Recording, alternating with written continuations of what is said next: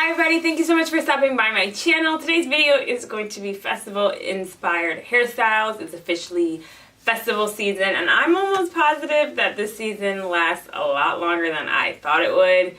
Even though it's typically probably for the next 3 months, there's a lot of festivals that happen over the summer. So for me, it's probably from now until, I think the last type of festival I'm going to is in September? End of August, so around that time. Anyways, these are super easy hairstyles that you can do on natural hair that don't require a lot of effort.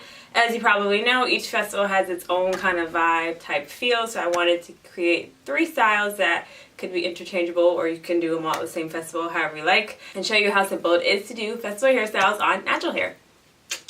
Let's get